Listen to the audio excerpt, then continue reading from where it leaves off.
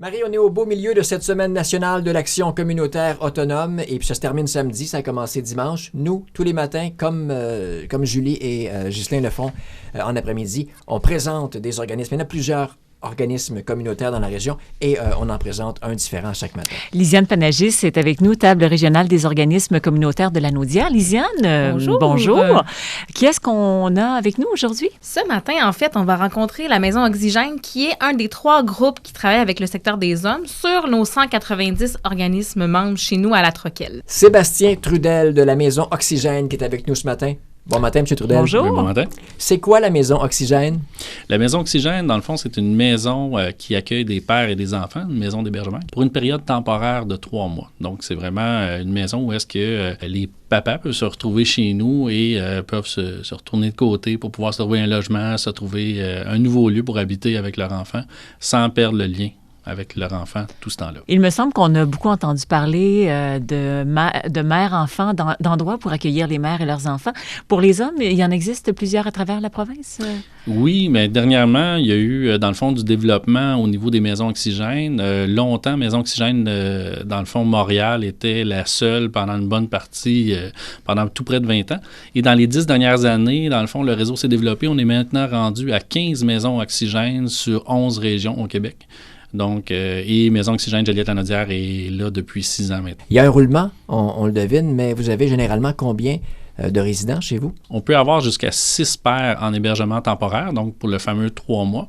Et par la suite, il y a possibilité d'aller en appartement supervisé pour une période de 4 à 6 mois. Et ça, on a 2 pères qui peuvent se retrouver à cet endroit-là. Mais ce qui est aussi important, c'est qu'on peut accueillir jusqu'à 18 enfants en hébergement temporaire.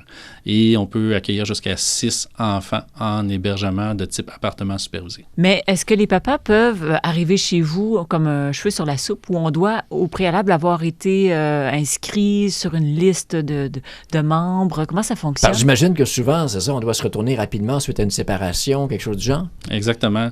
Donc, il faut appeler à la Maison Oxygène et une fois qu'on a appelé, on a un rendez-vous qui est donné rapidement pour regarder c'est quoi les besoins, si la personne est au bon endroit. S'assurer aussi que la personne puisse obtenir tout ce qu'elle a besoin pour subvenir à ses besoins, aux besoins de son enfant. Donc, à ce moment-là, ce qu'on regarde avec la personne, c'est ce qu'elle va avoir besoin, avec quel organisme on peut faire affaire. Et après ça, bien, on fixe un moment d'hébergement. Si on est en urgence à ce moment-là, c'est sûr qu'on doit agir rapidement. Puis on le sait, des fois, avec les hommes, on n'a pas 2 fois la chance de pouvoir répondre à leurs besoins. Ouais. Donc, on s'arrange pour être capable de répondre rapidement aux besoins des hommes qui font une demande chez nous. Parce que, je m'excuse, Sylvain.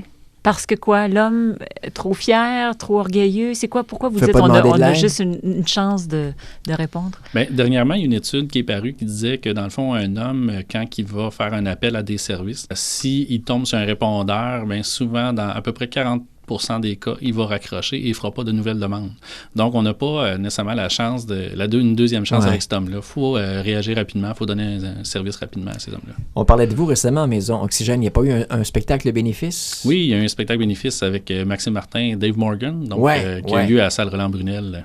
Parce que on a besoin de sous, j'imagine, donc ça prend quelques événements bénéfices comme ça durant l'année? Oui, on a des événements bénéfices qui s'en viennent au courant de l'année. Donc, on a, dans le fond, un spectacle qui s'en vient au mois de novembre, spectacle de boxe avec Jim Underground, qui est un grand participant chez nous, qui nous aide beaucoup à ramasser des fonds. Donc, il y a un gala de boxe qui s'en vient, mais on a plusieurs événements bénéfices parce que, exactement, ça prend énormément d'argent. Et les besoins on a souvent des besoins de dépannage avec ces enfants-là aussi, parce qu'il faut se retourner, comme on dit, sur un dissous là, pour pouvoir bien répondre à leurs besoins. C'est quoi la meilleure façon de vous joindre, M. Trudel? Par téléphone, donc en composant le 450-499-2617 ou encore, on peut aussi aller sur le site Internet au www.mojl.org. Un gros merci d'avoir pris quelques minutes. Lisiane, demain? Oui, demain, on va rencontrer en fait une des maisons de la famille. C'est celle en fait de la MRC d'Autré, celle qui est à Saint-Gabriel-de-Brandon. Cible famille Brandon. Exactement. OK, à demain. Super, merci. À demain.